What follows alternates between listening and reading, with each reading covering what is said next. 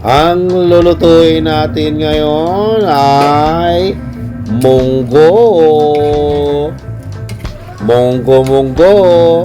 Simulan na natin. Ilagay na natin ang ating kawali. Yan, lagay natin ang ating mantika na galing sa Baguio. Lagay na natin ang ating bawang.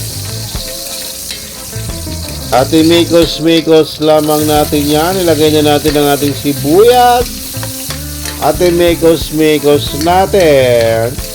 At ilagay na natin ang ating giniling na baboy. At imikos-mikos lamang natin yan. Imikos-mikos. Ilagay na natin ang ating MSG para masarap. Ilagay na natin ang ating toyo.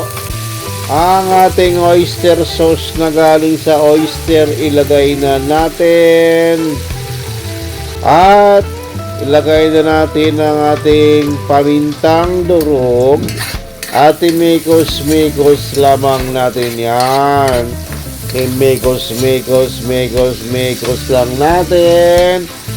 At ilagay na natin ang ating munggo.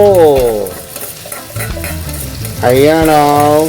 Lagay lang natin ang ating munggo. At imikos-mikos lang natin yan. Imikos-mikos lang natin. At ilagay na natin ang ating tubig na galing sa CR. Yan o. Atakpan natin, pakuluin, palambutin ang ating munggo ng isang araw. Makaraan ng isang araw. Medyo malambot ng ating munggo. Ilagay na natin ang ating chicharon. Ang masarap.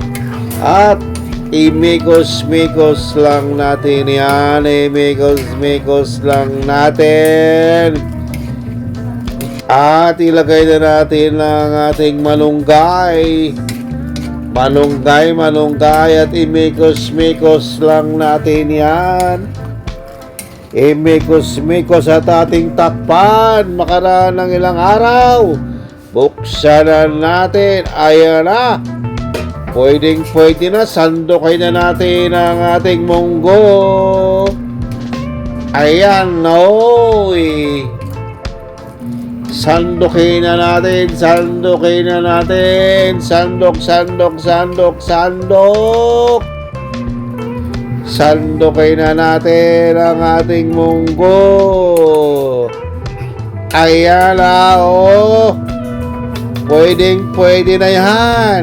Kaya't kain na.